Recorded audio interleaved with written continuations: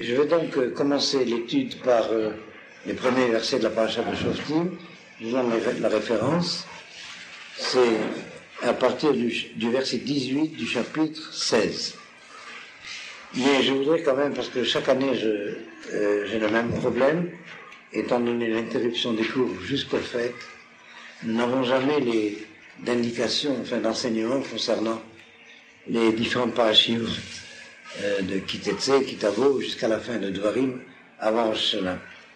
Alors peut-être je vais prendre quelques moments pour étudier au moins un texte des parachutes qui sont jusqu'à Rosh Hashanah et étudier un peu déjà en préparation quelques questions sur la Teshuvah. Bon, je vais traduire tout cela au fur et à mesure de l'étude, pour ceux qui ne suivent pas en hébreu. Alors, je vais choisir cette année un certain nombre de questions que les commentateurs ont posées sur ces versets. Mais au fur et à mesure de l'étude, si malgré tout vous tenez à ce qu'on étudie tel ou tel commentaire que vous connaissez d'autre part, vous me signalez. Alors, je prends le texte à partir du chapitre 16, verset 18. Vous y êtes? Alors, je lis en hébreu et en français directement. Vous arrivez à m'entendre quand même, bien que ça va. Alors, Shoftim et Shotrim, littéralement, c'est des juges, et Shotrim, des policiers. Enfin, littéralement, Shofet, c'est un juge, là, la traduction est assez aisée. Shotrim, le mot de Shoter en hébreu a été gardé en hébreu moderne pour dire un policier, mais littéralement, ça veut dire un gardien. Ceux qui sont préposés à la surveillance de l'ordre dans la cité. Je crois que dans l'ancien français, il y avait une expression, c'était les sergents de ville, monsieur Gazet. C'est ça? C'est comme ça qu'on disait. Il y avait des confréries qui étaient chargées par le roi de maintenir l'ordre dans la cité. Est-ce qu'à leur tête, il n'y avait pas ce qu'on appelait un prévôt? Monsieur Gazet, ça vous dit quelque chose? Oui. Alors, c'est rare? En tout cas, c'est ça, les Shotrim. En araméen, Shotrim, c'est Neturim. Neturé Karta, c'est de l'araméen, c'est les gardiens de la cité. Ça veut dire les policiers. Regardez l'humour du langage. Quand il y a une manifestation de Neturé Karta, en fait, c'est eux les policiers, c'est pas les Shotrim, c'est les policiers. Bien. Et nous allons, je finis le verset, et ensuite on reviendra sur un ou deux mots. Titen necha, tu placeras pour toi, bechol she'arecha. Littéralement, ça veut dire dans toutes tes portes. Mais en fait, she'arecha renvoie à la notion des portes de la ville. Les portes, comment on dit les portes de la maison? Delet. Bien fait. Comment dans le Kriyat Shema on dit les poteaux La mezouza est mise sur le poteau qui s'appelle? Non. Dans le texte du Kriyat Shema. C'est pas des questions pièges, c'est des sondages pour savoir si vous voyez la différence des mots. Urtaptam al vetecha ou bishrarecha. Et dans ce verset, bishrarecha, c'est les ports de tes villes et pas les ports de la maison. Mais la mezouza, j'ai oublié le mot en français. Le mashkof, c'est le fronton. En haut, c'est l'into. L'into, c'est mashkof. C'est les poteaux. Alors, les poteaux. Oui. C'est comme ça qu'on appelle les poteaux? Non. Les montants. Vous voyez qu'on a oublié le français. Mais vous comprenez un peu l'idée. Hein? La mezouza se met sur le montant. Bon, là, je ne veux pas ouvrir de parenthèse. Les Ashkenazim et les Sfaradim n'ont pas exactement le même rite pour mettre la mezouza. Mais dans tous les cas, moi, en tout cas, je fais partie d'un rite Sfarad où on fait un peu comme les Ashkenazim. La mezouza ne doit pas être droite. Elle doit être inclinée vers l'entrée de la porte, vers l'entrée de la chambre, de la pièce. Parce que j'ai remarqué que des Sfaradim de rite Babli ont l'habitude de mettre la mezouza droite. La halakha n'est pas comme ça. Elle est comme les Ashkenazim. La seule différence avec les Ashkenazim, c'est que les Ashkenazim tiennent à la mettre assez haut. Alors en réalité, il faut la mettre exactement au tiers de la... Ça y est, c'est clair? Bon. J'ai visité beaucoup d'anciens quartiers juifs dans beaucoup de villes du monde entier, et en particulier dans la vieille ville de Jérusalem quand on est arrivé en 67. Mais je vais vous raconter ce que j'ai vu dans un quartier d'une toute petite ville du Portugal qui s'appelle Belmonte. Je ne sais pas si vous avez vu ce film sur la dernière communauté des... C'était extrêmement émouvant, des Maranes du Portugal. Et alors je suis allé pour l'inauguration, enfin la pose de la première pierre de leur future synagogue. Et d'ailleurs c'était assez extraordinaire parce que au moment où ça s'est su dans le gros village, c'était pas une ville, c'était un gros village, que des Juifs de Jérusalem étaient là, c'est sorti de partout de la région des Maranes qui étaient camouflés depuis des siècles et qui sont venus nous dire je suis d'origine juive et d'ailleurs vous allez venir chez nous voir la trace de la mezouza. Et effectivement on a vu dans les c'était creusé dans le linteau, dans la pierre, pas le linteau, enfin bref, c'était creusé comme ça la place de la mezouza. C'est assez extraordinaire. On a pris les photos, bien sûr. Mais on avait retrouvé ça dans les maisons juives de la vieille ville arabe, tout le Rova Yehudi en 67. Bon. Alors je continue. Chez Harim, dans le vocabulaire de la Bible, les portes, c'est les portes de la ville. Parce que c'était la coutume dans toutes les civilisations de l'Antiquité que chaque ville avait un tribunal qui siégeait aux portes de la ville. Probablement, je dis probablement parce que j'ai pas de source à vous citer, parce que s'il y avait des contestations juridiques avec des étrangers qui arrivaient dans la ville, ça se faisait au tribunal à l'entrée même de la ville. Un peu à la manière dont, comme vous savez, vous savez la raison pour laquelle le lundi matin, le jeudi matin, on lit le Sefer Torah, c'est parce que c'était les jours de marché. Et le lundi matin, le jeudi matin, c'est les jours de marché, il y avait le rassemblement de la communauté de tous les petits villages autour de Bourgade qui venaient en marché ce jour-là.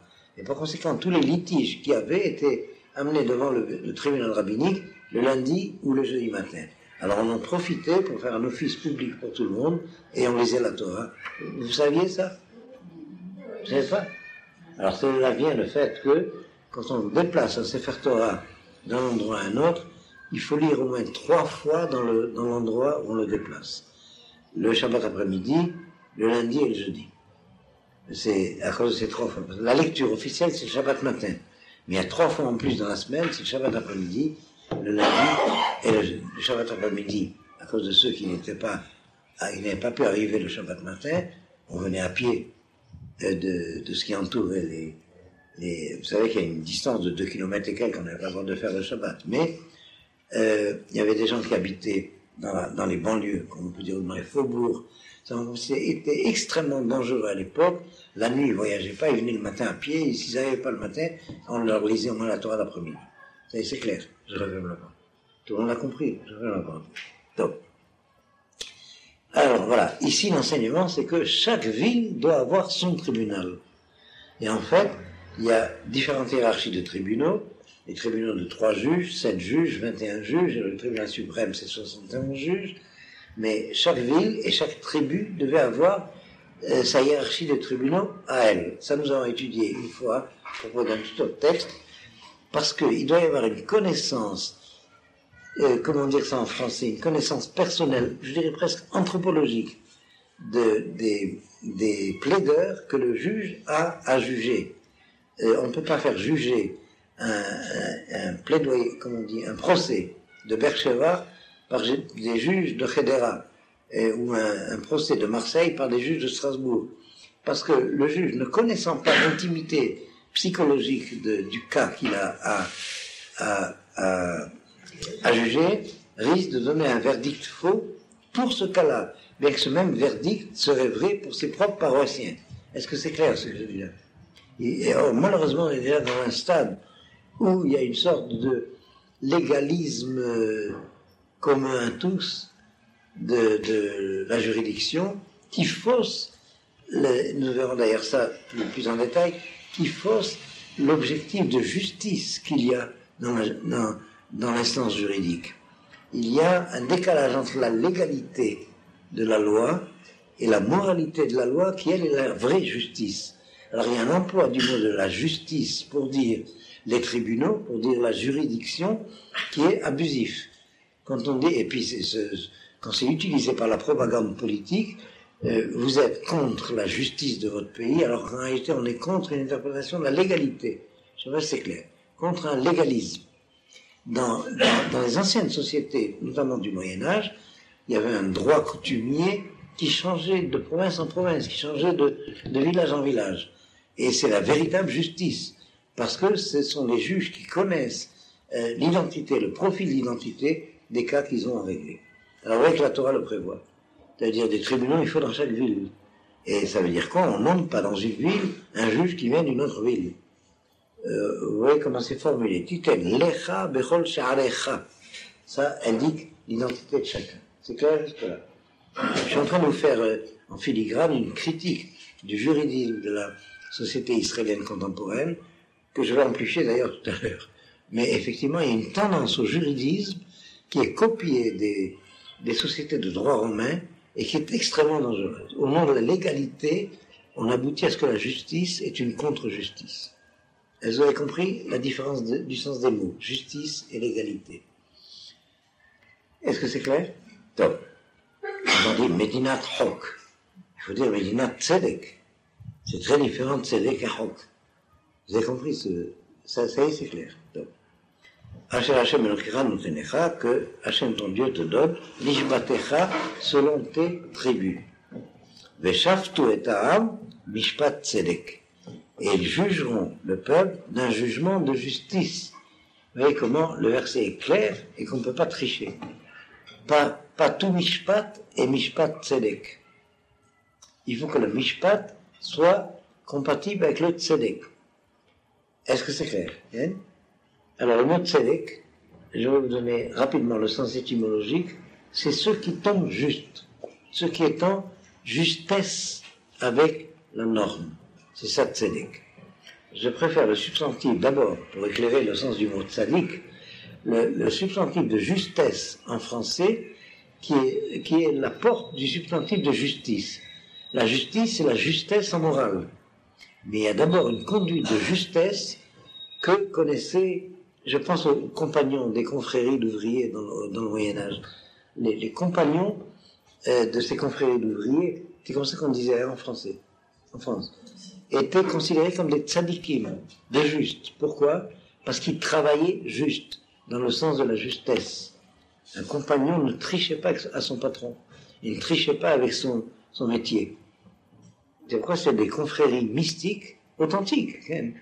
Et c'est quelque chose qui s'est perdu depuis le petit Père Combe, vous voyez de qui je parle, depuis la laïcité en France, pour parler de la culture française, mais qui revient de notre temps, je pense à partir de Vichy.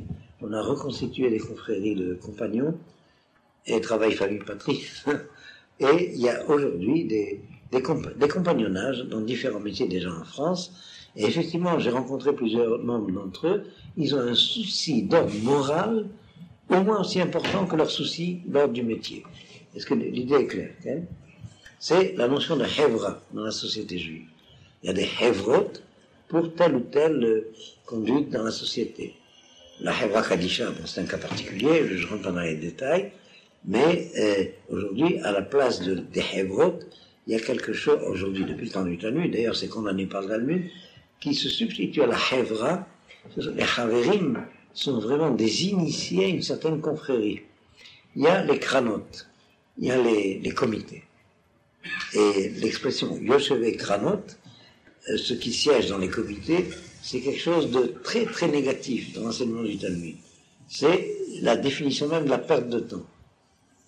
Anachnu, je vous cite une phrase du Talmud, les Talmid Chachamim, qui font partie d'une Hevra de Limoud, d'une confrérie d'études, disent Anachnu Yoshvim Lechaya Olam Haba, nous sommes assis en vue de la vie du monde à venir, et eux sont Yoshve Kranot.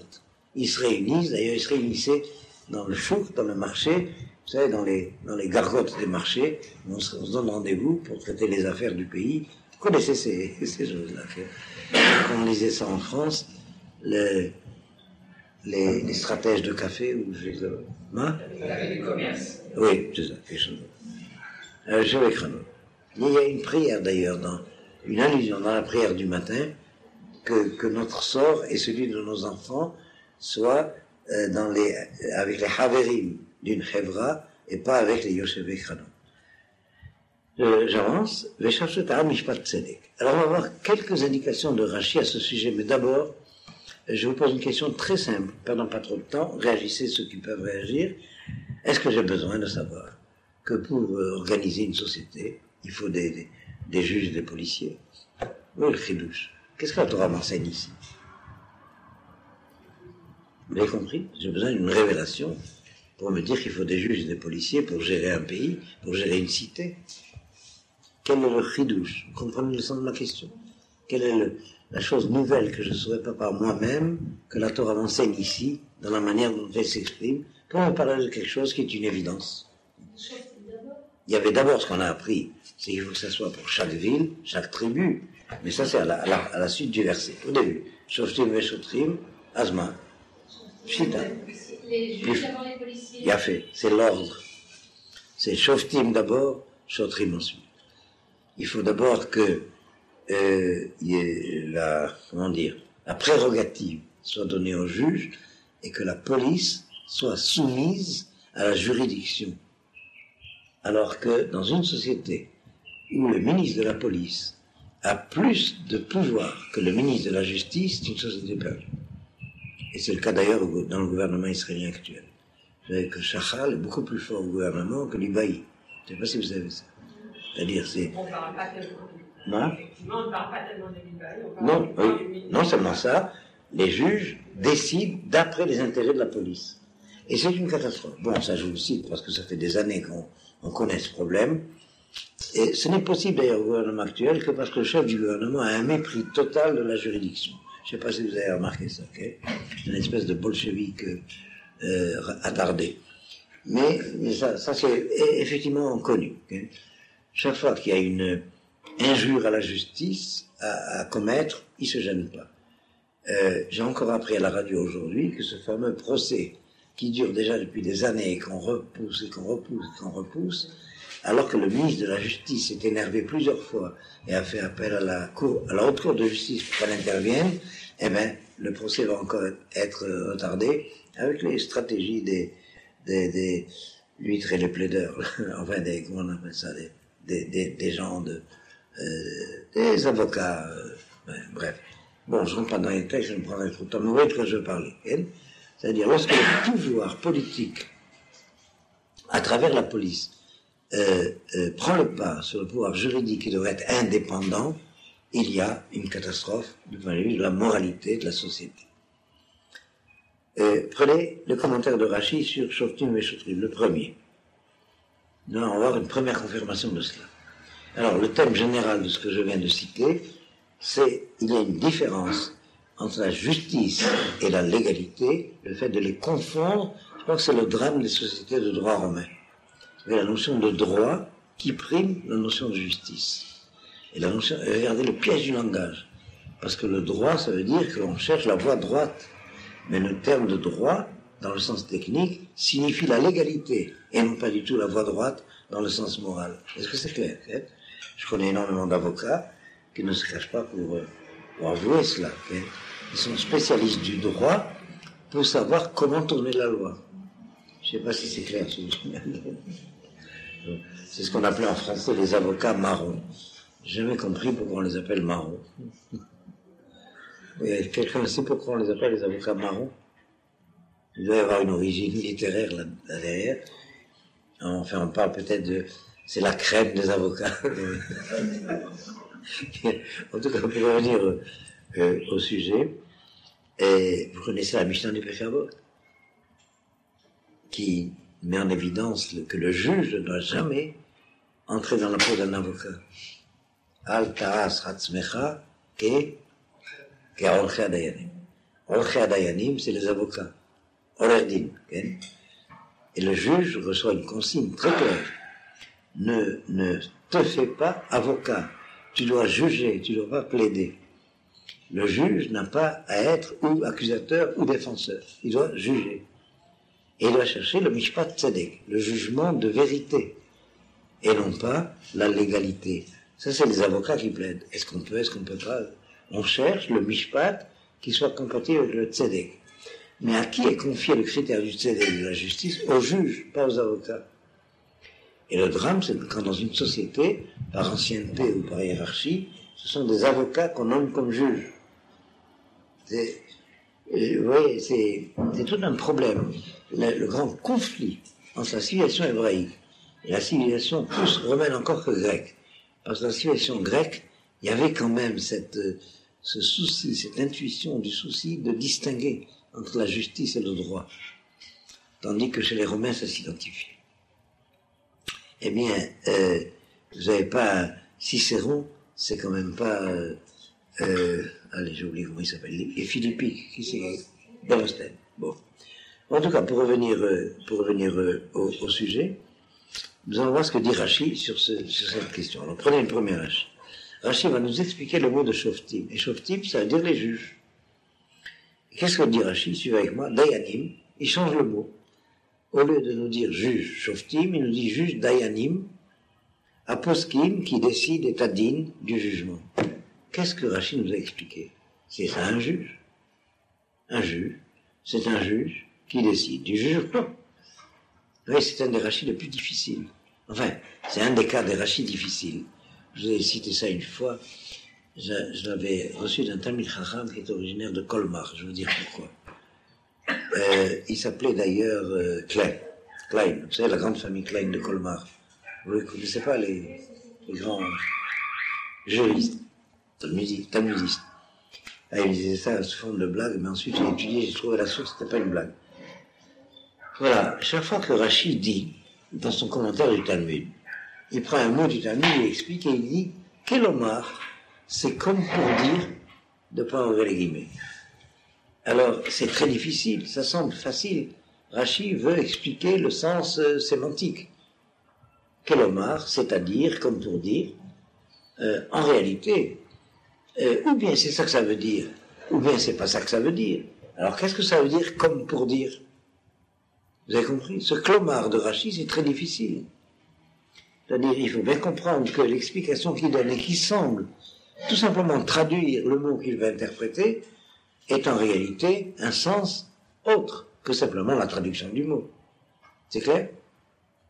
Alors, il me racontait ce Talmid Chacham de Colmar, qu'à la yeshiva de Colmar, on disait Kulo Mar.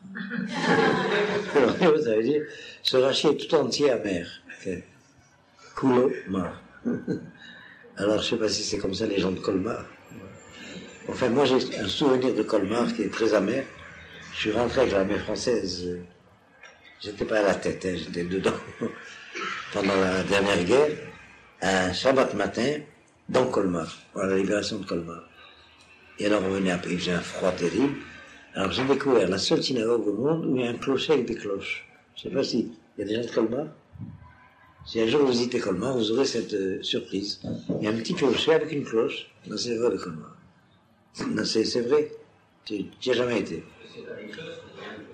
Il y a beaucoup de cloches. Et alors, les Allemands avaient transformé la synagogue en un hangar pour le théâtre aux armées de la Wehrmacht.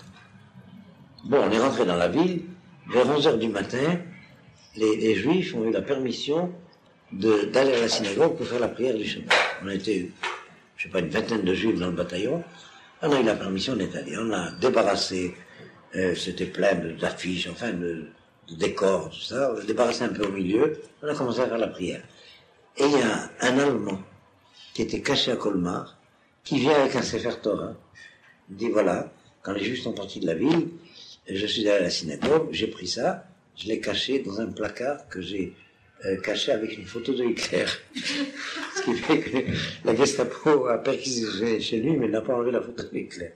Il dit bon, c'est à vous, je vous le rends. Alors on a fait la prière avec un Sefer Torah qui nous a été amené par un Allemand clandestin, résistant, qui était caché à Colmar. Vous ne vous attendiez pas à une histoire pareille. Alors en tout cas, le Kelomar de Kulomar, j'ai finalement trouvé une source. Je vous dis ça très très rapidement. C'est une expression talmudique. C'est pas une blague, ce Kulomar. C'est que quand il y a une marloquette, c'est entre deux maîtres. Alors un maître, ça se dit dans le langage talmudique, Umor, Umar. Vous savez cela? Mor, c'est en prononciation sfarade, et Mar, c'est en prononciation ashkénaze. Là, il y a un paradoxe. Normalement, les ashkénazes disent O, les sfarades disent A, mais là, les sfaradim disent Amar, Mor, et les ashkénazes disent Amar, Mar. Donc, je ne traduis pas pour ceux qui lisent le Talmud. Et alors, la discussion, c'est entre Mar et Mar. Alors, quand c'est Kulo Mar, on ne sait pas lequel des deux a raison. Vous avez compris le sens qu'il y a derrière. Je referme la parenthèse, parce que sinon je vous donnerai trop d'exemples et ça vous prendrait trop de temps. Alors, donc ce Rashi, il est Kulo Mar. Okay. Qui peut expliquer ce que veut dire Rashi? En même temps, ça vous éclaire une question de sémantique de l'hébreu israélien. Quand on dit le Bet HaMishpat ou le Bet Din, on ne parle pas du même tribunal. Le Bet HaMishpat, c'est le tribunal civil, le Bet Din, c'est le tribunal rabbinique. Le Shofet, c'est le juge au tribunal civil, le Dayan, c'est le juge au tribunal rabbinique. Est-ce que ça vous aide à trouver qu'est-ce que veut dire Rashi? Veshaftu et Aham, non, c'est ça. Dayanim aposkim et Adin. Shoftim, Dayanim. Dit les deux. Et non. Regarde bien Rashi. Rashi veut expliquer Shoftim, il me dit Shoftim, c'est pas les Shoftim, c'est des Dayanim. C'est clair? Tu sais? Mais ce qui est difficile, c'est ce qu'il ajoute. Aposkim et Adin. C'est la définition pure et simple. C'est ce qu'on appelle en français une tautologie, hein, un diallèle, je vais vraiment dire ça. Pas pléonasme, mais vous avez compris. Il se répète. Alors il veut dire, Dayanim, ce sont des juges qui tranchent d'après la justice, pas d'après la légalité, d'après le din, pas d'après le mishpat. Est-ce que c'est clair? Ça va dans le sens de ce que dit le verset, mishpat tzedek. Vous avez bien compris en hébreu? C'est clair pour tout le monde? Vous avez compris la différence? Chaque fois tranché. Ah oui, ça d'autre part. Ça d'autre part, nous avons une Mishnah tout entière pour ça. Et vous, metunim badin. Là, je pense que vous faites allusion à cela. La Mishnah dit, on traduit, les traducteurs français traduisent, soyez circonspects dans le jugement. C'est encore une platitude. Un juge qui n'est pas attentif à son jugement, c'est pas un juge pour aller vendre des cacahuètes. Cacher autant que possible. Mais qu'est-ce que ça veut dire, soyez circonspect dans le jugement? Est-ce qu'on a donné des consignes pareilles à un juge? Un juge, c'est un personnage des plus respectables de la société, censément, enfin, en majorité. Je me rappelle dans ma communauté où j'étais dans ma jeunesse, quand le Dayan passait dans la rue, c'est toujours si les commerçants ne fermaient pas le rideau pour aller lui embrasser la main. Le Dayan, c'était... En Tunisie, je pense que c'était la même chose. Oui. Et au Maroc, évidemment, quand le Dayan passait dans la rue, c'était... Ou bien quand le Qadi, chez les Arabes, le juge dans la communauté, c'est la vérité sur terre. Bon, il y a des juges marrons aussi, je suppose, mais c'est vraiment une minorité. Les avocats, c'est différent. Il n'y a pas d'avocats dans votre famille, j'espère. Alors je reviens il y a des avocats intègres. Il y a aussi des commerçants intègres, ne croyez pas. Bon, je reviens au sujet. Eh bien, est-ce qu'on a à dire à un juge, soit un bon juge, soit circonspect dans le jugement? Alors le commentaire explique. Il faut comprendre le mot de netunim, et vous metunim badin, le sens étymologique. Liot matoun, qu'est-ce que c'est matoun? J'entends pas, un seul à la fois et parlez fort. Hein? Matoun. Ça veut dire aussi modéré, mais c'est un sens second. Matoun, hamtana, qu'est-ce que c'est hamtana? Attends, matoun, plus que patient, peut-être que le mot n'existe pas en français. Quelqu'un qui prend son temps avant de donner une décision. Comment ça s'appelle? Alors c'est ça que veut dire le traducteur en disant circonspect, mais le sens c'est perdu. Et liot matoun, c'est par exemple être, non pas être lent, mais être pondéré, très bien, c'est mieux. Bon, mais vous voyez qu'il faut expliquer. Le mot ne donne pas tellement directement le sens. Okay? Parce que pondéré renvoie à l'idée de poids. Je sais bien qu'en général, les juges sont pondérés comme ça.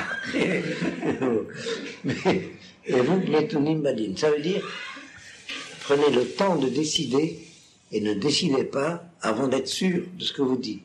Et des fois, un juge prend beaucoup de temps avant de décider. En particulier, je vais vous dire, dans la législation talmudique, si un juge se trompe dans dîner nefashot, c'est-à-dire dans un procès où le prévenu risque, s'il est accusé d'être passible de prison, on le mettait à mort, le juge. Vous ne savez pas ça. Un juge n'a pas le droit de se tromper. Et s'il se trompe, c'est qu'il est, comment dire, lui, je vous ai souvent parlé de ça de différentes manières. Quelqu'un qui se trompe, c'est un trompeur. Et un juge trompeur n'a pas le droit de rester en vie. Bon, c'est un niveau de civilisation que les modernes ont perdu. Je me rappelle au Moyen-Âge européen, je vous donne 2 exemples. Les généraux qui perdaient une guerre étaient fusillés. Plus que du regard. Fusillés à même âge. Un général ne perd pas la guerre. S'il perd la guerre, c'est que il a je cherche un mot en français, ça m'échappe, un imposteur. Puis chez les druides, lorsque les druides formaient leurs disciples, les disciples s'initiaient à apprendre par cœur des dizaines de milliers de vers dans les ballades des druides. Et si un disciple de druide se trompait d'un mot, il était mis à mort. Parce que quelqu'un qui doit transmettre la tradition n'a pas le droit de se tromper. Vous voyez à quel niveau d'exigence il y avait à ce stade de civilisation. Ça s'est perdu dans le monde moderne, mais ça va dans ce sens-là. Alors, un juge était impliqué dans son jugement, lui personnellement. Parce que s'il se trompe, c'est pourquoi, avant de prendre une décision, surtout de risquer de condamner quelqu'un à mort, les juges devaient jeûner. Et c'était à jeun, après une journée de jeûne, qu'ils donnaient leur décision. Et ce n'est qu'après la décision qu'ils avaient le droit de manger. Et je ne sais pas si vous savez ça, la raison pour laquelle le procès de Jésus était invraisemblable, parce qu'il était censément se passer un jour de Pessah, on jeûne pas le jour de Pessah. Alors donc, l'idée que ce procès ait lieu un jour de Pâques, ça suffit pour disqualifier les sources en question. D'ailleurs, les chrétiens le savent, ils sont très, très embêtés. D'autant plus que vous savez que le dimanche qui précède s'appelle dimanche des rameaux. Et les chrétiens se baladent avec des rameaux et des palmes. Et, or les palmes, c'est à Soukhot, c'est pas à Pessah. Parce qu'il y a beaucoup d'invraisemblances, mais intentionnelles. Je suis persuadé, bon, c'est une parenthèse que j'ouvre, les rédacteurs des évangiles ont mis des serrures et des clés sur les serrures pour savoir que celui qui a des yeux comprenne. C'est moi qui interprète comme ça. Okay? Et il y a des messages codés. Par exemple, dans l'histoire de la philosophie, on sait qu'il y a des inadvertances, quelques-unes chaque fois chez les grands philosophes. Or, un grand philosophe ne peut pas être pris en inadvertance logique. Donc c'est un message qui est caché là-dedans. Je peux ouvrir des parenthèses, mais enfin, je pourrais vous citer, chez Descartes, il y a une énorme invraisemblance, chez Kant, chez Spinoza, et ça veut dire c'est un petit clin d'œil, ça veut dire, fais attention, on cherche qu'est-ce qu'il y a là derrière, parce qu'on ne prend pas un grand philosophe en défaut de logique, pas plus qu'on prend un grand philosophe, un grand mathématicien en défaut sur une addition. Alors si un grand mathématicien vous donne dans une page de logarithme une erreur d'addition, il faut être attentif, qu'est-ce qu'il y a derrière? Vous avez compris ce que je veux dire? Pourquoi je vous ai parlé de tout ça? C'est l'idée qu'un juge se trompe. Vous voyez, le juge est impliqué dans son jugement. Parce que la vérité sur terre dépend de lui. La vérité sur terre dépend de 3 facteurs. Qu'on connaisse la loi, que les témoins soient véridiques et que le juge soit véridique. Alors ici, nous avons 2 postulats. Nul n'est censé ignorer la loi. Les juges sont censés connaître la loi. Les témoins sont censés être véridiques. La législation des faux témoins est terrible dans la Bible. Okay? Et je vais aussi citer un verset sur les faux témoins. Enfin, c'est même pas le mot de faux témoins, sur les témoins de mensonges, disons. Et puis, l'intégrité des juges. Si le témoignage est authentique, la loi est connue, et le juge fausse le jugement, tout est faussé dans l'histoire terrestre de la vérité sur terre, mais la responsabilité du juge. C'est pourquoi on ne nommait comme juge que des sages qui avaient dépassé 70 ans. C'est-à-dire qui étaient censés être déjà dégagés de tout intérêt des instincts de la vie, des passions, comme on dit en français. Okay? Alors aujourd'hui, on nomme les juges sur diplôme. Et alors on arrive à des sociétés où la justice est bafouée à cause des juges. Je vais vous donner, avant de... qu'est-ce que je vous ai annoncé, de quoi je voulais vous parler? Ah oui, pour les témoins. Et rappelez-moi, puis je vous cite un commentaire du début du livre de Ruth. Rappelez-moi ça tout de suite. Les érudits, là, ont déjà deviné de quoi je vais parler. Mais, à propos des témoins, le verset dit à propos du témoin que le juge ne doit pas accepter de shohad. Comme on dit en français shohad, c'est cadeau des pots de vin. Bon. Et bon, ça c'était un stade où le cadeau par excellence, c'était les pots de vin, c'était des pots de vin. Aujourd'hui on envoie de la crème de marron pour les avocats, des marrons glacés. Mais le verset dit qui a shohad, parce que le pot de vin, ya'aver aine hachamim visalef divrei tzadikim. Parce que le pot de vin rend aveugle les yeux des sages et dénature les paroles des justes. Et alors on a l'habitude d'appliquer ce verset au juge, mais ce verset s'applique au témoin. Parce que qu'est-ce que c'est un témoin? C'est quelqu'un qui est capable de dire ce qu'il a vu. Et alors si le juge a reçu un pot de vin, le témoignage du témoin est falsifié, parce que le juge a reçu un pot de vin. Vous avez compris? Et alors, j'écris pas au tableau, mais visualisez. Comment on dit un témoin? Aïd. Il y a Aïn et Dalet. Il y a Aver, Aïne, Hachamim, Visalef, Divrei, Tzadikim. Le juge, c'est celui qui dit ce qu'il a vu. Il s'appelle Aïd. Ça va de l'œil à la parole. Aïd, Aïn, Davar. Vous avez vu en hébreu? Effectivement, une des choses les plus difficiles au monde, c'est d'être un témoin de vérité. J'ai l'habitude d'expliquer ça de cette manière. Quand on lit les journaux, on s'aperçoit que ceux dont la profession est d'être témoins n'arrivent pas à dire la vérité. Vous lisez 3 journaux sur le même événement, c'est 3 événements différents. J'ai remarqué ça. Et je vais élargir ça. Être témoin, ne serait-ce que pour un journaliste, c'est la chose la plus difficile au monde. D'arriver à savoir dire ce qu'on a vu. D'abord, il faut savoir voir, et il faut savoir parler, et il faut savoir dire ce qu'on a vu. Vous comprenez pourquoi dans les 10 commandements il y a l'interdiction du faux témoignage. Parce que celui qui fait un faux témoignage met en question le sens de l'histoire du monde. Parce que ça dépend de lui. Surtout dans les reconstitutions de, comme on dit en français, les reconstitutions de crimes ou de, mais il y a un mot plus général. Reconstitution des faits. Voilà. Vous savez que la législation des témoins était extraordinaire. Si le juge a un doute concernant un témoin, il doit interroger le témoin avec une minutie dont je vais vous donner un exemple. S'il dit ça s'est passé sous un arbre, le juge doit lui demander combien de feuilles il y avait dans l'arbre. Je ne sais pas si vous réalisez, ça dépasse l'imagination. Ça veut dire qu'il faut coincer le témoin jusqu'à être sûr que ce n'est pas un faux témoin. Et si c'est un faux témoin, il est condamné à la peine à laquelle on aurait condamné celui qui aurait été condamné. Je ne sais pas si c'est clair. Bon, voilà donc ce problème-là, déjà pour ce premier Rashi. On va voir un deuxième Rashi à ce sujet. Prenez le Rashi sur Veshaftu et Ta'am Mishpat Tzedek. Et ils jugeront le peuple d'un jugement de justice. Rashi sur la fin du verset.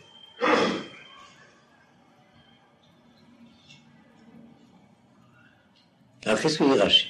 Disez avec moi, Mene Dayanim Mumchim, nomme des juges compétents, Vetzadikim est juste, Nishpot Tzedek, pour juger en vérité de justice. Là encore, Rashi nous semble nous dire ce que veut dire le verset. Il faut, pour aboutir à ce que dit le verset, il faut nommer des juges intègres. Rashi nous dit que ça veut dire, et jugeront le peuple en jugement de vérité et de justice, il veut dire il faut nommer des juges intègres. Ça va de soi. Une des sources de Rashi, c'est, je vous le dis en hébreu, Beror lecha dayanim hagunim. Choisis-toi des juges convenables. Et ça, la source est dans le Midrash.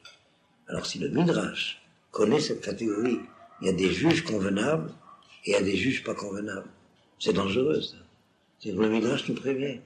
Il faut être averti qu'il y a des juges pas convenables. Je vous dis ça en société israélienne surtout. Bon, les Bate Mishpat, il y a des juges corrompus. Bon, ça se passe en Italie, ça se passe là où vous voudrez, mais vous suivez la politique interplanétaire, mais qu'il y ait des dayanim corrompus, ça donne à réfléchir. Alors le Midrash le sait. Ici vous avez Ya'aver ene chachamim mitzalef divrei tzadikim, l'otakir panim velotikar shochad, tzedek tzedek turdo, tu rechercheras la justice de la justice. Vous avez au verset 20, je veux dire la fin. Veyarashta et haaretz, asher Hashem nikram tinecha. Alors, tu hériteras du pays que Hashem ton Dieu te donne. Ça veut dire, si on a des juges qui jugent mal, on n'a pas droit au pays. Regardez le lien que je suis en train de vous établir entre les Dayanim qui reçoivent des budgets du gouvernement et le fait que leur position est qu'il faut donner la terre aux Arabes. Vous avez remarqué ça? C'est écrit dans le texte. J'ai cité personne. Hein. Je parlais que de lui. Vous avez compris de qui je veux parler. Regardez à quel point c'est énorme. Qui a shochad, ya'ave, ha'enechamim, misal, ya've, tzadikim, tzedek, turdov, le'ma'an tihyeh, ve'yarashta et haaretz. Et qu'est-ce que dit Rashi? Choisis-toi des juges intègres. Alors oui, c'est énorme, cette espèce de précision du texte. C'est-à-dire la Torah, c'est à l'avance. Qu'est-ce qui corrompt une société? Et ça met en jeu son histoire même. Ah oui, je crois qu'on ne peut pas rester impassible devant ce qu'on lit dans les journaux de jour en jour, hein, toutes les tractations entre chasse et le gouvernement sur des affaires de jugement. Vous avez remarqué tout ça? C'est énorme. Alors rappelez-vous l'expression Beror lecha dayanim hagunim. Alors, il y a des dayanim qui ne sont pas hagunim.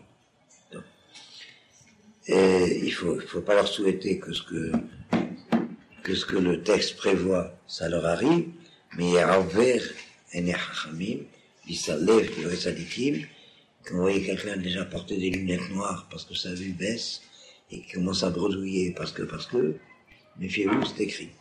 Donc, qu'est-ce que vous dites? Pourquoi la répétition de Tzedek? Oui, la justice de la justice. C'est, bon, je ne veux pas trop entrer dans les détails, mais c'est pas de tir d'eau. Il y a beaucoup de Mishnayot dans le Pirkei Avot qui posent la question comme ça. Ezohi derech yeshara sheyavor lo adam. Quelle est la voie droite que l'homme doit choisir? C'est une question difficile. Quelle est la voie droite que l'homme doit choisir? La voie droite. Qu'est-ce que ça veut dire? Il y a plusieurs voies droites. Alors de là, on apprend qu'il y a plusieurs voies droites et qu'il faut un critère pour savoir laquelle il faut choisir. Et la Mishnah répond, Shei Tiferet l'Erosea, mais Tiferet lo mina adam. Ça veut dire, c'est un choix de conduite qui est agréé aux yeux de Dieu et des hommes. Je vais expliquer l'expression. Ça veut dire, il y a différentes décisions possibles, vraies. Il faut décider laquelle on prend à cause des implications et des conséquences.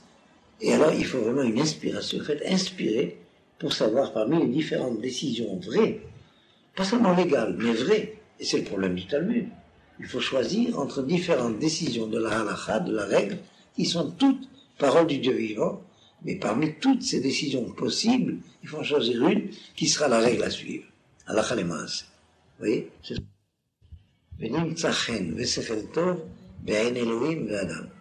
Et que nous ayons grâce aux yeux de Dieu et des hommes.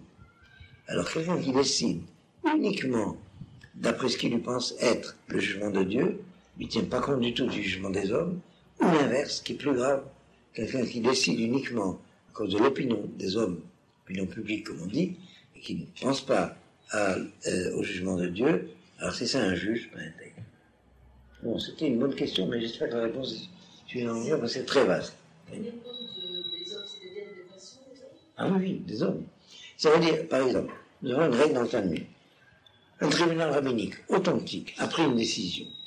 Et puis finalement, les rabbins en poste dans cette génération, de notre temps, ce serait apparemment les grands rabbins de Rabbanut Harashit, qui sont ceux qui seraient habilités.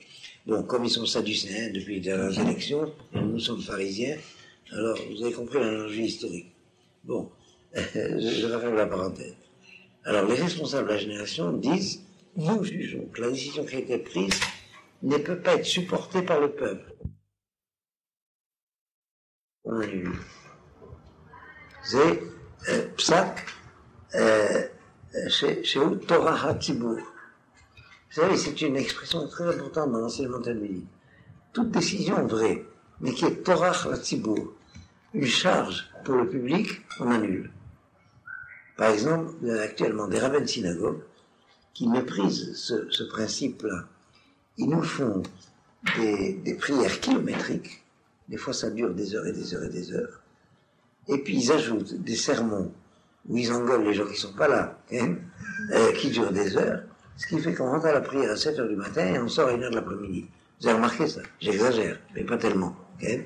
Ça s'appelle Torah Tzibour. On charge le public. Alors ça, dans les tribunaux rabbiniques au temps du Talmud, c'était une règle minutieusement applicable.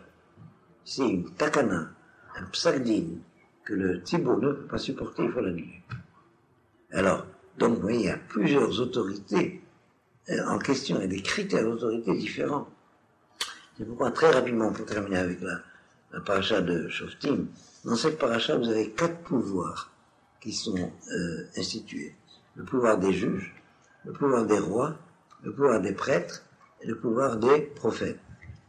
Vous verrez, la paracha est très longue, on nous parle des privilèges de ces 4 catégories de pouvoirs. Et le principe de la Torah, c'est une séparation absolue des 4 pouvoirs. S'il y a cumul de 2 pouvoirs que la Torah avait interdit, c'est le cas de ce qu'on appelle les théocraties, par exemple, c'est interdit par la Torah. Et je vais vous donner un exemple historique d'une catastrophe qui est arrivée dans l'histoire d'Israël, parce qu'on a violé cette interdiction du cumul des pouvoirs. Alors, je vais essayer de vous faire une analyse très, très schématique, mais je la voudrais la plus claire possible. Le roi, c'est le pouvoir civil. Le juge, c'est le pouvoir juridique. Le prêtre, c'est le pouvoir sacerdotal, le pouvoir religieux. Et le prophète, c'est le pouvoir prophétique. Le prophète est au-dessus de tous. Et puis, je veux dire dans l'ordre, un roi peut être juge, mais il ne peut pas être prêtre. Un prêtre peut être juge, mais il ne peut pas être roi. Et voilà donc, vous voyez, la personnalité du juge est très importante dans cette hiérarchie des pouvoirs. Au point d'ailleurs que, après l'entrée dans le pays de Canaan, au temps de Josué, après la sortie d'Égypte, le pouvoir était confié aux juges d'abord. Et c'est quand le pouvoir des juges a échoué qu'on a institué la royauté. Vous vous rappelez dans l'ordre historique. Et ça me rappelle de me rappeler, vous avez oublié de me le rappeler, je vais vous parler de Ruth. Très bien, j'y arrive tout à l'heure. Mais au temps des Asmonéens, dans la révolte contre les Grecs, c'est un parti une famille de Lévi qui ont fait la révolte, les Maccabis, hein, les Asmonéens. Et puis, ils ont institué une royauté provisoire de pouvoir civil contre les Romains, et ils ont institué donc la royauté des Asmonéens. Mais ils devaient rendre le pouvoir à la dynastie royale immédiatement après la victoire contre les Grecs. Ils ont gardé le pouvoir. Alors, ça a été la catastrophe qui a mené les Romains dans le pays à détruire le 2e royaume de Juda. Ils ont installé une théocratie. C'est-à-dire les prêtres ont pris le pouvoir politique. Et ça, c'est absolument interdit par la Torah. Les rois n'ont pas le droit d'être les prêtres, et les prêtres n'ont pas le droit d'être les rois. Je pense que c'est clair. Pouvoir juridique, pouvoir. Or, les Asmonéens ont fait cette faute énorme. Et donc, ils ont été les responsables de la destruction du 2e royaume de Juda. Ils ont donné le pouvoir sacerdotal aux Sadducéens, qui ont couvert cette révolte contre la Torah. C'est bien clair. Hein? Et c'est pourquoi j'ai l'habitude de dire qu'il ne faut jamais demander des consignes politiques à des rabbins, et il ne faut jamais demander des consignes religieuses à des hommes politiques. Chacun son... je vais donner un exemple. Si nous avons des problèmes avec la montagne du Temple, c'est parce qu'en 67, des rabbins ont pris des décisions politiques. Okay? Et alors maintenant, ils sont en train de payer la note. Le gouvernement israélien discute de savoir si ça appartient aux Palestiniens et aux Jordaniens, et les Juifs n'ont aucun droit là-dessus. Alors que le seul peuple qui a un droit sur la montagne du Temple, c'est les Hébreux. Okay? Les autres sont des conquérants. Okay?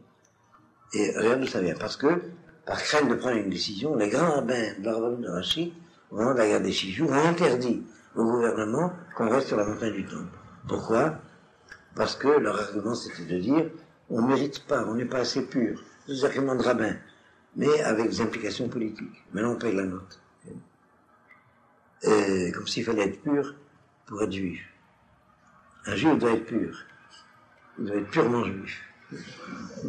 Alors, je reviens au sujet. Bon, c'est un autre chapitre. Mais j'étais mêlé à ça de très près à ce moment-là. Je veux dire, le grand responsable de ce qui se passe actuellement, c'est Yosef Bourg, qui était le chef du Mafdal à l'époque. ce qui se passe dans tous les problèmes concernant la politique israélienne. Et il y a eu une vengeance de la justice immanente. Son fils lui fait payer la note. C'est son fils il y a une espèce d'édipe énorme entre Abraham Bourg et Yosef Bourg. Ça se passe chez les bourgeois. Bourg-Ani. Bourg-Ani, je suis bourgeois. Bon, je referme la parenthèse, c'est de la politique israélienne très grave. Et alors, voilà, le fait de cumuler le pouvoir sacerdotal et le pouvoir politique, c'est la théocratie. C'est interdit par la Torah. Et les Asmonéens se sont rendus coupables de ça, c'est la destruction du deuxième royaume de Juda. Alors quand vous avez des rabbins, députés, ministres, ou vous avez des chefs du ministère des cultes qui sont des politiciens, c'est la fin de la législation de la Torah en Israël. Or, c'est le cas actuellement. Je pense que c'est clair ce que je dis là. D'ailleurs, vous avez qu'à voir, ce rabbin que je ne veux pas nommer, sinon rachetez votre, Dalet, Resh, Aïn, Yud, Dahat, Rabbi, Ovadia, Yosef, c'est Deraï, eh bien, un rabbin ministre, c'est la fin du monde. Et un ministre, Sarah Daratot, c'est la fin du monde. Et un ministre rabbin. Et méfiez-vous de ça. Je sais très bien que, avec le Mafdal, le parti nationaliste religieux, vous êtes habitués à l'idée que on demande conseil aux rabbins pour la politique et aux hommes politiques pour la religion. C'est une illusion. Et même les fondateurs du Mafdal n'ont jamais voulu ça. Ça s'est transformé par la politique politicienne. Et alors, ce qui me permet de dire, et c'est pas une blague, que ce parti a Mafdil Ben Kodesh Lechol. C'est le Mafdal. Alors je reviens au sujet. J'espère qu'on finira par se sortir de tout ce bach, cette espèce de magouille qui ressemble à ce qui s'est passé au temps du deuxième temps, dans le deuxième royaume de Juda. On raccroche. Il y a 2000 ans, c'était comme ça, pour en sortir. Mais vraiment, on raccroche à ce qui s'est passé à ce moment-là. Alors j'en arrive au verset de Ruth. Attendez, je vais voir quelle est l'heure, parce que je voulais vous parler encore d'autre chose. Oui, on a le temps. Bon. Eh bien, le premier verset de Ruth, c'est « Vaïhi bime shvot ashoftim » et il arriva au temps où les juges jugeaient. C'est une indication historique, une information historique. L'épisode de Ruth se passe au temps du pouvoir des juges. Je ne veux pas dire au temps du jugement des juges. Okay? Il arriva quand les juges jugeaient en Israël. Et alors, le Talmud dit, ça a été repris dans les évangiles par la suite, le Talmud dit, au temps où les juges étaient jugés. En hébreu, dit en hébreu, au temps où on jugeait les juges. Et comment on les jugeait? Quand le juge disait, enlève la paille que tu as dans l'œil, alors on lui répondait, enlève la poutre que tu as dans le tien. Vous voyez d'où ça vient, ma paille, ma poutre, ma palme, tout ça, c'est la même famille. Et alors, ça veut dire, lorsque les juges jugent mal, ils sont jugés. Alors, la suite, voyez, Rabaret. Il y a une famine dans le pays qui aboutit à l'exil. Et vous lirez l'introduction au livre de Ruth. Vous voyez, si les juges se font juger parce qu'ils jugent, alors, qu'est-ce qu'on demande à un juge? De juger. Alors il faut comprendre ce que ça veut dire en hébreu. Le juge doit, voilà, c'est ce que dit Rachid.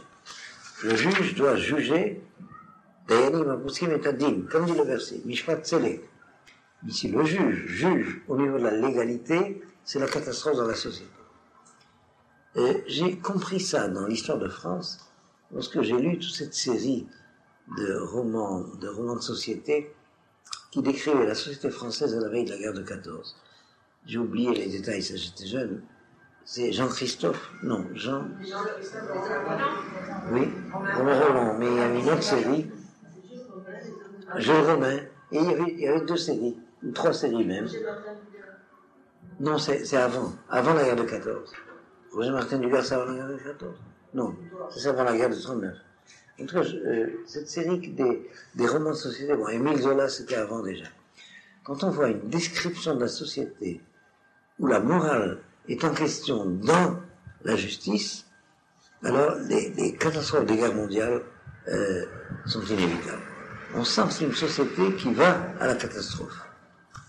J'étais frappé par cela. Jean-Christophe, je crois, il y a un nom comme ça. C'est Romain Roland. C'est Romain Roland. Et là, une description de la société française de la fin du 19e siècle et du début du 20e siècle qui est, bon, bien sûr, a posteriori, la guerre de 14 était déjà arrivée, mais on sent, même a posteriori, c'est clair, une société pareille, ça ne peut pas ne pas culbuter dans une catastrophe. Et effectivement, c'est ce qui arrive à la veille des guerres mondiales, et c'est assez inquiétant de voir ce qui se passe dans les sociétés européennes aujourd'hui, où le droit est bafoué. Et il y a le risque en Israël d'être contaminé par cette espèce de mentalité où la légalité prime la justice. Vous avez remarqué à quel point nous avons toute une partie du monde politique qui n'a que ça à la bouche. Medinat Chok, la légalité. Alors ce qu'il faut, c'est Medinat Tzedek, la justice. C'est très différent. Et avec cette propagande insidieuse qui donne à la légalité le sens de la justice. Vous avez compris la gravité du problème. Donc la Torah prévoit cela et nous met en garde. Voilà en tout cas pour la paracha de Shoftim. Il me reste à peu près 25 minutes. Et oui, je vais d'abord dire une bracha. Je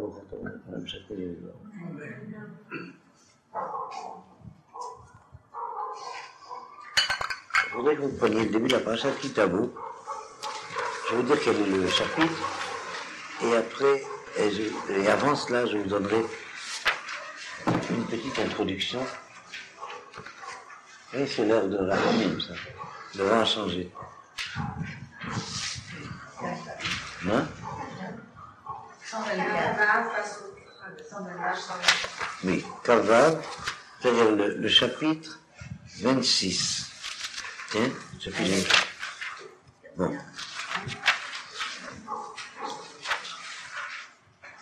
Chapitre 26 au premier verset. On va lire rapidement ces choses. Je voudrais vous indiquer un thème au moment de réfléchir. On reprendra cette étude pendant le séminaire qui est entre Rosh Hashanah et Kippour. Alors, dans tous les cas, il y a deux termes, deux catégories qui sont très importantes. Petite introduction, vous savez que nous avons entre autres deux commencements de l'année, le mois de Tishri, qui est le 7e mois, lorsque le commencement de l'année c'est Nissan, qui serait le premier mois. Donc ça commémore deux événements radicalement différents, mais qui sont les clés de la liturgie traditionnelle juive. Le mois de Tishri, le premier Tishri, c'est Rosh Hashanah, jour de l'an, comme on dit en français. Et l'événement fondamental, c'est le rapport au souvenir de la création du monde, et la liturgie fondamentale du mois de Tishri, c'est la liturgie du repentir. C'est clair, pour la Tchouva, c'est Tishri. Nissan, le mois de Pâques, le souvenir, c'est la sortie d'Égypte, et la liturgie de Pessah, de ce mois de Nissan, c'est la délivrance, la Géoula. C'est clair? En hébreu, Géoula, délivrance, ça veut dire la fin de l'exil. Galut, Géoula. Et en hébreu, Teshuvah, ça veut dire le repentir, ça veut dire le retour. Bon. Alors, je voudrais expliquer très brièvement le parallèle qu'il y a entre ces deux notions, la notion de Teshuvah et la notion de Géoula, la notion de repentir et la notion de délivrance. Et après, nous lirons ici. Premièrement, en ce qui concerne la notion de Teshuvah, il y a une grande discussion chez les décisionnaires. Est-ce que le fait d'avoir à se repentir s'il y a une faute, c'est un commandement de la Torah ou pas? C'est un problème sérieux. Nous savons qu'il y a 613 commandements de la Torah. Certains décisionnaires comptent parmi les 613 la teshuvah, le repentir comme un commandement, comme une obligation. Ça veut dire que s'il y a eu faute, on a obligation, d'après la loi, d'avoir à se repentir. D'autres décisionnaires, dont Maïmonide, ne comptent pas du tout le repentir comme une des mitzvot de la Torah, comme une des obligations de la Torah. Alors, très rapidement sur ce point, on le reprendra en détail par la suite dans le séminaire, Maïmonide considère que tout comportement qui est une tendance naturelle de l'homme, la Torah ne légifère pas. Alors pour Maïmonide, c'est ce que je vous ai expliqué rapidement, on me dirait c'est clair, le fait de se repentir si on a fait une faute est un comportement naturel de l'homme. Par conséquent, il n'y a pas de place pour la liberté, si c'est une tendance naturelle, neti ativeit, et donc la Torah ne légifère pas lorsqu'il s'agit d'un comportement qui s'inscrit dans la nature humaine. Est-ce que c'est clair ce que j'ai dit là? Bon. En conséquence, ce qu'il faut expliquer, c'est comment Maïmonide comprend que le repentir, c'est un comportement naturel. Alors, je donnerai d'abord l'explication, après je reviens sur la thèse opposée. Que non, il y a un commandement, il faut qu'il y ait un commandement, que si on a fait faute, il faut se repentir. Ça, c'est Nachmanide. Bon. Alors, je reviens sur la thèse de Maïmonide. Tout le monde suit? C'est clair? Eh bien, ce qu'il faut comprendre, c'est que nous avons un grand principe, d'après les versets de la Bible. Les fautes ne sont que les fautes des justes. Ce sont les justes qui fautent. Et par conséquent, si un juste a fauté, on peut compter sur lui que sa conscience ne le laissera pas tranquille jusqu'à ce qu'il se repente. Et alors pour Maïmonide, quand il se repentira, alors il faut avouer la faute. Pour Maïmonide, l'obligation c'est le vidouille, l'aveu de la faute. Est-ce que c'est clair? Parce que c'est l'aveu de la faute qui est le signe que le repentir est authentique. Quelqu'un qui est en faute, qui n'a encore pas le courage ou la capacité d'avouer ce qu'il a fait, n'est pas guéri de sa faute. Les psychologues connaissent ça. Quand quelqu'un parle de son problème, c'est qu'il est sur le chemin de la guérison. Et il faut avouer à voix haute et devant témoin. J'en profite, petite parenthèse que je dis chaque année. Il y a une coutume chez les juifs pieux de se téléphoner la veille de Rosh Hashanah et de dire « Si je t'ai fait du tort, pardonne-moi ». Ça veut dire « Si je t'ai fait du tort, pardonne-moi ». Chaque fois que je reçois un coup de téléphone comme ça, je raccroche. C'est-à-dire « Tu m'as fait du tort, dis qu'est-ce que tu as fait, avoue-le ». Et d'après la loi, et d'après la Torah, il faut 2 témoins. On avoue sa faute devant 2 témoins. Si on n'a pas ce courage-là, c'est qu'on ne s'est pas repenti. Tant qu'on n'a pas le courage de reconnaître ça. Vous voyez pourquoi le repentir est difficile? Parce que l'aveu est difficile. C'est très difficile d'avouer une faute. Surtout devant 2 témoins. Je veux dire même plus, comment est la loi? Et si c'est une faute qu'on a fait devant quelqu'un qui est déjà décédé, alors on va devant sa tombe, et devant 10 témoins, il faut avouer la faute. Devant un minyan. Alors je ne sais pas si vous vous rendez compte, à quel point c'est sérieux. Alors pour Maïmonide, je schématise, le repentir en lui-même est une conduite naturelle, mais l'obligation de la loi, c'est l'aveu. On peut prendre de temps pour vous donner d'autres exemples, où la Torah ne légifère pas. Elle ne légifère pas sur la conduite, elle légifère sur la forme de la conduite.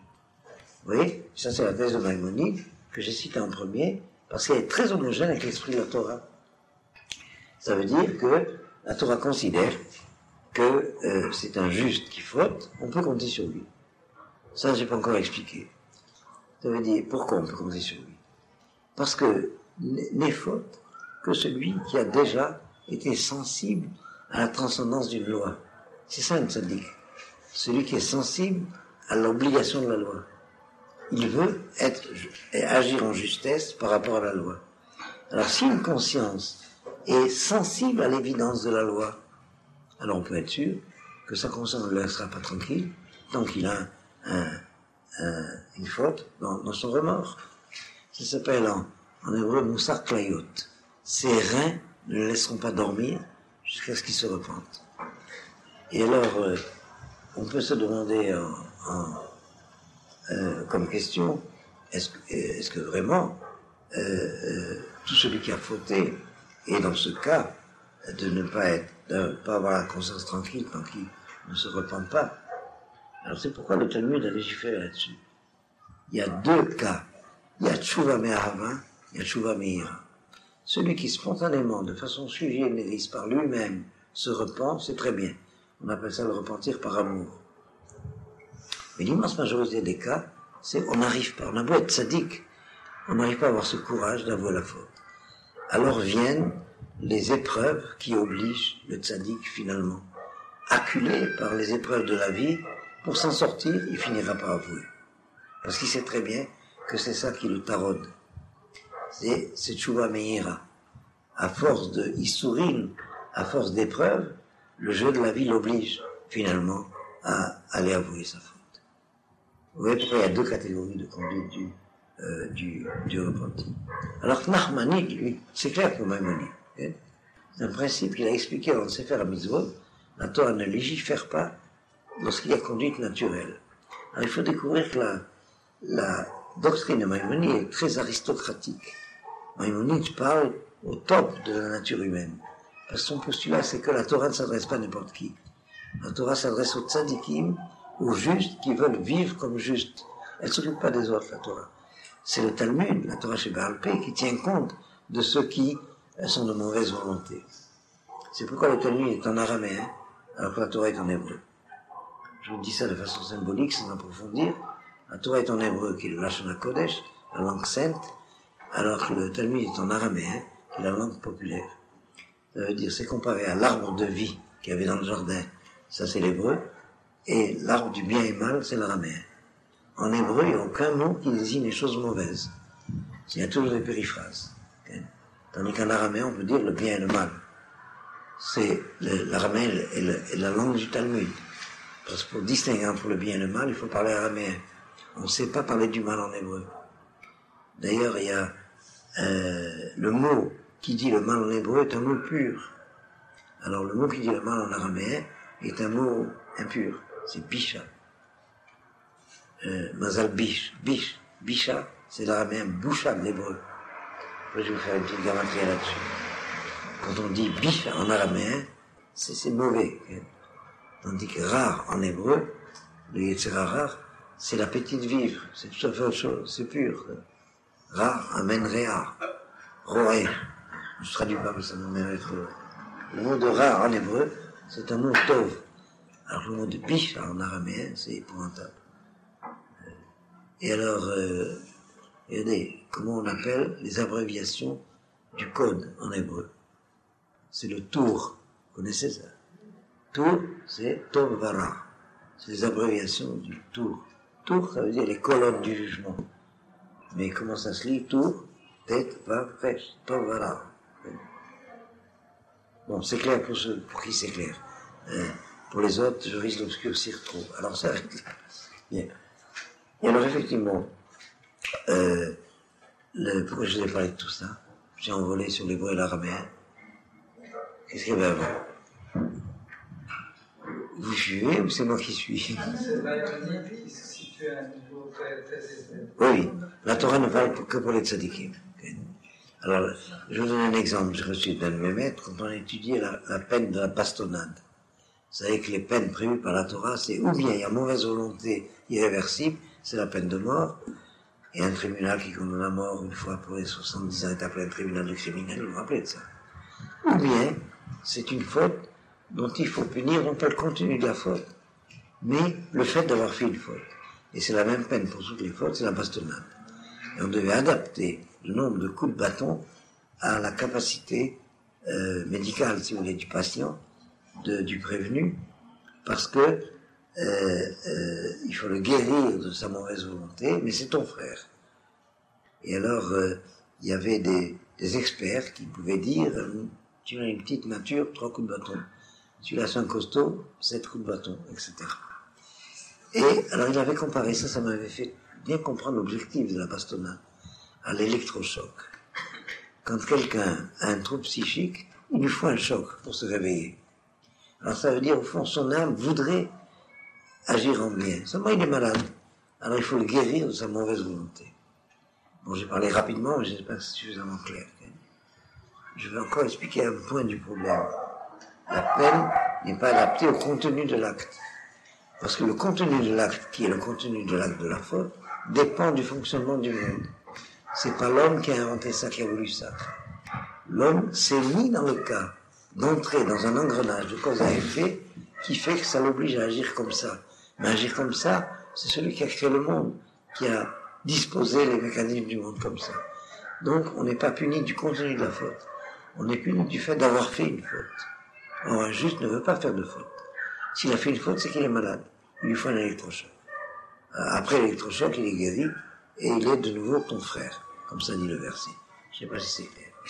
Alors, il y a des électrochocs par l'électricité, il y en a par l'insuline, il y a aussi des électrochocs en douceur, par l'analyse, c'est ce que je sais, moi. Il y a des quantités de stratégies médicales, mais finalement, c'est mal compte. Les patients qui doivent aller se faire soigner par un psychiatre ont mal d'y aller. De la même manière que celui qui doit aller à la bastonnade a mal d'y aller. Donc, ça veut dire que la sanction ici n'est pas une punition, essentiellement, mais une thérapeutique. Pourquoi je vous ai parlé de ça? D'où on est sorti? Mais pourquoi je vous ai parlé de ça? C'est ma question. Ah oui, le Rambam parle pour l'homme de bonne volonté. Nachmanides dit, oui, c'est vrai, en principe, en théorie, la Torah parle pour l'homme de bonne volonté. Mais nous, les rabbins, on connaît nos juifs. Alors il faut parler au niveau où ils sont. Si c'est pas écrit qu'il faut faire ça, ils ne le feront pas. Alors écrit qu'il faut qu'ils se repentent s'ils ont fait tout. Vous avez compris là? La stratégie de Nachmanide, c'est une stratégie pédagogique. C'est éducatif. Okay? Effectivement, je crois qu'en son temps, Nachmanide avait raison. Mais pour notre temps, il est optimiste. C'est pas parce que c'est écrit qu'on va le faire. Okay? Je sais pas si c'est clair. Okay? Je vous donne. C'est clair celui-là. Okay? Alors, finalement, c'est Maïmonide qui arrive. Bon, il me reste 5 minutes avant qu'on lise le texte. Ce que je voulais indiquer, c'est le lien entre la Tchoua et la Géoula, et puis j'ai pas le temps. Alors, rappelez-moi pour le séminaire que je parle de ça. Mais déjà, je parle de la Tchoua. La différence entre Maïmonide et Nachmanide, c'est que les deux sont d'accord qu'il faut avouer la faute, mais pour Nachmanide seulement, la Teshuvah, c'est aussi un commandement, même pas pour Maïmonide.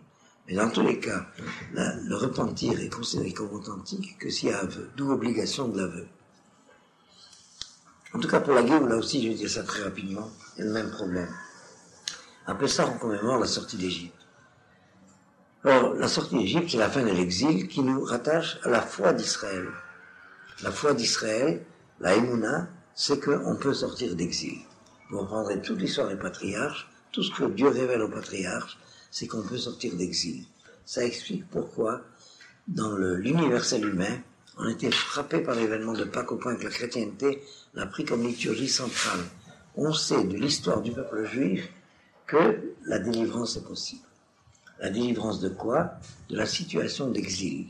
Alors, je dirais quelques phrases là-dessus, je dirais suffisamment clair, parce que toute créature, quelle qu'elle soit, a un mal-être de la prise de conscience de l'être de créature qui consiste à être en exil du Créateur.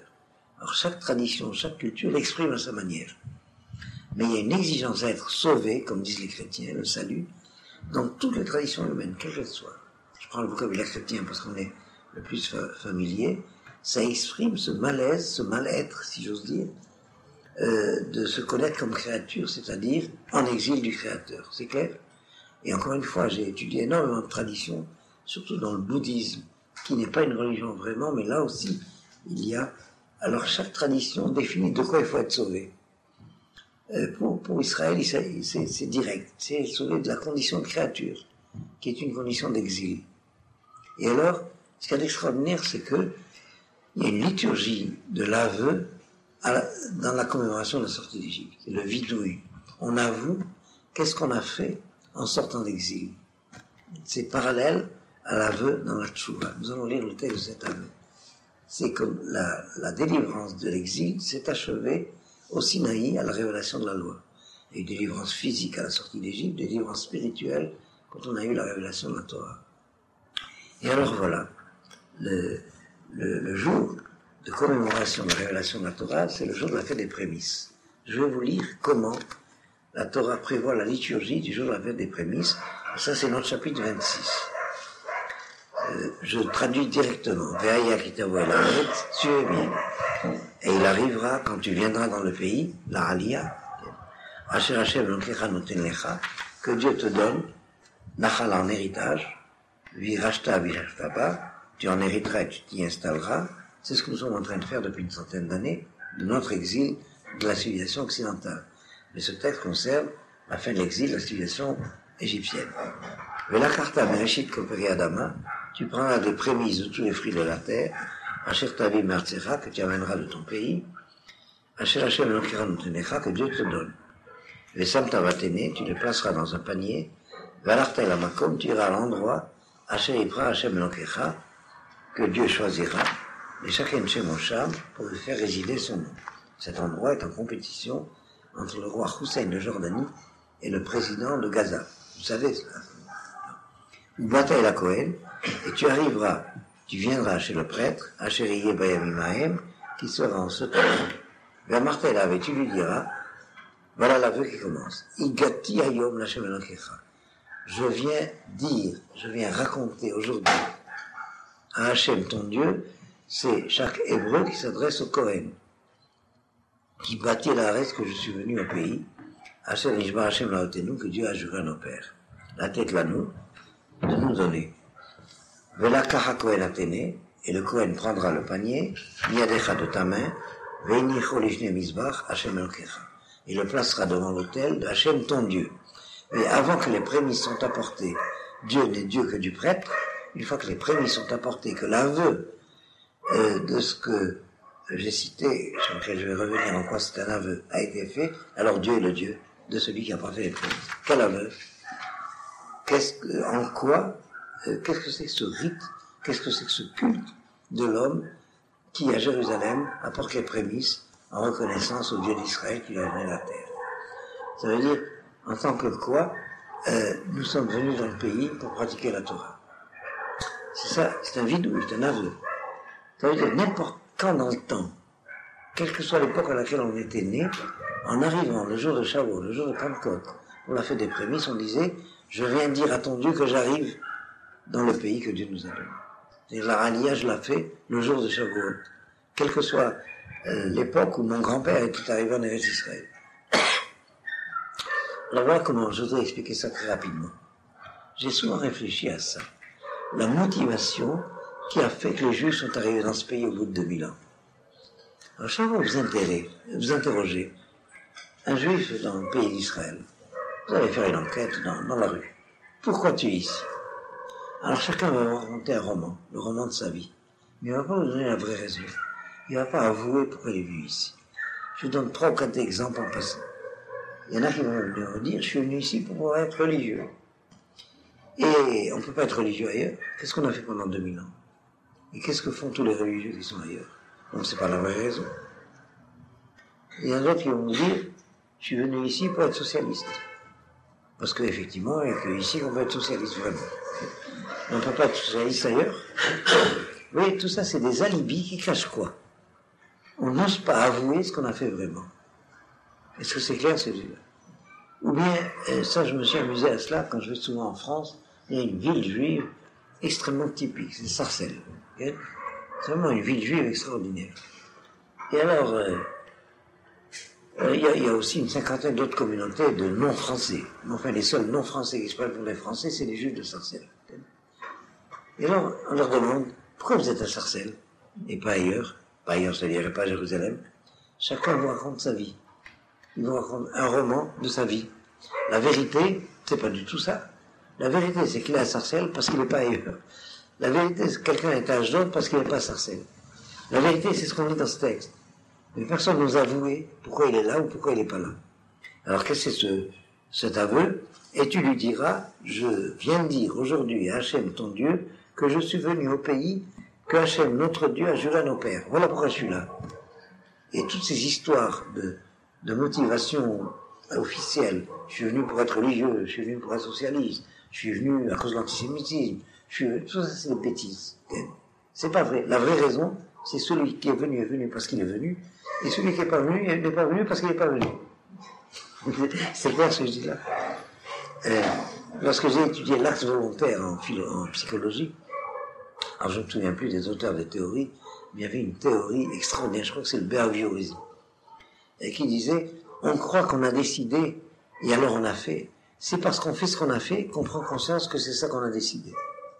Je ne sais pas si c'est clair celui-là. C'est au moment, je crois que c'est un auteur anglo-saxon.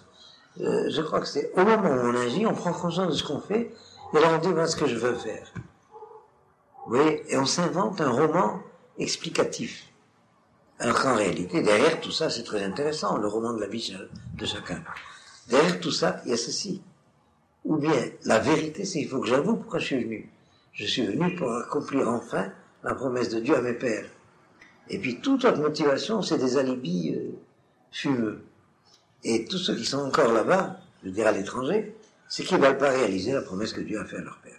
Et tout ce qu'ils nous racontent, c'est des alibis. En réalité, c'est les allocations familiales, c'est les diplômes, c'est le compte en banque, c'est tout ce que vous voudrez, mais toute leur histoire idéologique, ça repose sur rien. Je pense que c'est clair, ce que je disais rapidement, parce qu'on a beaucoup de temps, c'est un sujet extrêmement important. Ça veut dire, tant pour la tchouva, le repentir, que pour la Géoula, la délivrance, l'essentiel c'est l'aveu. Qu'est-ce qui se passe?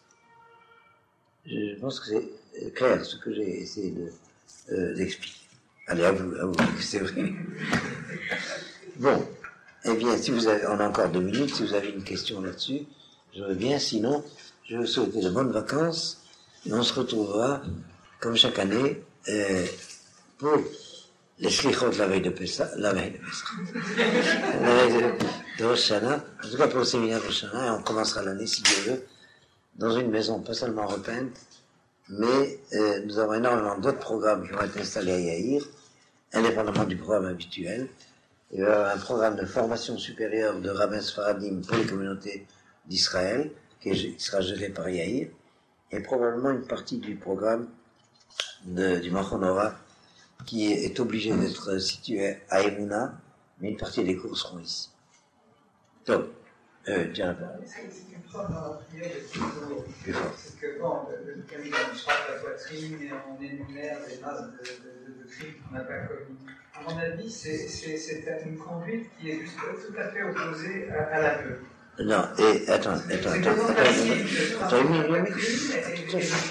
Oui, je te réponds, c'est très simple. C'est le vidouille de la communauté qu'on dit à Kippour. Le vidouille dont j'ai parlé pour la Shoah, je parlais du vidouille personnel, les fautes personnelles. Ça, c'est la communauté qui a un aveu en tant que communauté. Voilà ce que nous, ensemble, nous avons fait. Et alors, je me rappelle, d'ailleurs, j'ai étudié ça avec un de mes maîtres, la question que tu as posée. Alors, il a répondu que quelqu'un lui avait posé la question. Il lui a répondu, et d'abord, qu'est-ce que tu en sais si tu n'as pas fait ça? Qu'est-ce que tu en sais? Vous savez, d'abord, chaque faute, c'est à différents niveaux. Quand on dit Hatati Araviti, mea culpa, on dit en français, dit j'ai tué. Comment tu as tué? Oui, tu as tué. Tu as une fois regardé quelqu'un d'une manière telle que finalement il en est mort. Bon. Et est-ce qu'on sait ce qu'on fait en faisant? Est-ce qu'on sait à chaque niveau? Et puis surtout, est-ce que tu sais dans laquelle de tes vies tu as fait ça? Et tu sais bien de ça. Okay? Mais dans tous les cas, la réponse c'est que c'est la communauté ensemble qui dit ça. Et je prends toujours cet exemple. Voilà, dans les 10 commandements, il y a « tu ne tueras pas ». À qui on s'adresse? À un peuple d'assassins. Hein? Il n'y a pas « tu ne commettras pas de meurtre ». Non, attendez, je parle mal en français. Il n'y a pas « tu n'assassineras pas ». Il y a « tu ne tueras pas ». Non, je veux dire, il n'y a pas « tu ne tueras pas », il y a « tu n'assassineras pas ». Oui. Et à qui on s'adresse? Un peuple d'assassins. Alors le commentaire dit, même à Philou Bedibo, même par une parole tu peux tuer. Et alors je parlais des œillades assassines. Il y a des œillades assassines. Okay. Il faut savoir ça. On raconte d'un des élèves du Hari, le Moncho, c'est Rabbi Chaim Vital. Son maître était le fondateur de la Kabbale de Safed. Et son maître lui avait dit qu'il fallait qu'il soit très scrupuleux dans toute application de tout commandement. Parce que il était à sa dernière réincarnation et qu'un geste pouvait le perdre et qu'il fallait qu'il soit scrupuleux. C'est d'ailleurs un enseignement en général. On est jugé à chacune des vies que l'on vit. Le problème de la réincarnation, c'est pas ce soir que j'en parlerai. Okay? Mais admettons la vie que nous sommes en train de vivre chacun, laissez la réincarnation de côté, on va être jugé sur un comportement. Chacun a une chose à réussir, mais on ne le sait pas d'avance. C'est pourquoi il faut être scrupuleux pour toute la loi. Vous avez dû remarquer que pour chacun, il y a des commandements faciles à accomplir et des commandements difficiles. Et c'est pas les mêmes pour chacun. Et alors ça veut dire qu'on est mis à l'épreuve dans certaines conduites qui particulièrement est difficile pour chacun. Et alors, en général, c'est un geste et on ne sait pas lequel. Alors un jour, on raconte dans les livres du Moncho, il étudiait un Shabbat, il était gêné par un moustique, et finalement, il a frappé pour ne plus être gêné par le moustique, il a tué le moustique. Son maître s'est révélé à lui, et dit, voilà, tu as échoué. Tu as accompli la faute de Caïn qui a tué son frère. Tu sais pas que c'est ton frère, mais tu l'as tué. Vous voyez jusqu'où doit aller le scrupule. Eh ben, ce Moncho, qui est un très grand d'Israël, chaque Kippour disait, j'ai tué, il savait pas que c'était vrai. Bon, je referme la parenthèse. Cette vigilance du scrupule, c'est vraiment le problème du juste. Je vais vous dire à quoi je pense. parce que j'ai beaucoup pratiqué ça en tant qu'éducateur, je reçois beaucoup de confessions, entre guillemets. C'est que, de quoi je voulais parler, ça m'échappe. On est con. Jamais parler de quoi il ne faut pas parler. Qu'est-ce que je disais avant? Non? Ah oui, je sais. C'est qu'effectivement, on ne sait pas sur quoi on va être éprouvé. Alors, il faut être vigilant sur tous les détails du comportement. C'est ça, un tzaddik. Celui qui est vigilant sur tout. Quelqu'un qui est, qu'on appelle Meshugar Ladavar d'une certaine mise. Quelqu'un qui est, porté à telle ou telle vertu, telle ou telle obligation. Eh bien, il a cette mitzvah qui réalise bien. Et puis les autres, il faut pas trop chercher à comprendre. C'est une chose connue dans les communautés juives. On dit à celui-là, il Meshugar Ladavar. Par exemple, il y a quelqu'un qui s'occupe du comité de bienfaisance. Le reste, il fait ça cacha. Mais le comité de bienfaisance, il est scrupuleux au possible. Ne croyez pas que c'est pour la Légion d'honneur. C'est vraiment parce qu'il est charitable et il tient à ce que la charité soit donnée bien. Moi, j'avais un ami, que Dieu son âme, on l'appelait l'amiral de la flotte. Pourquoi? Parce que sa mitzvah, c'est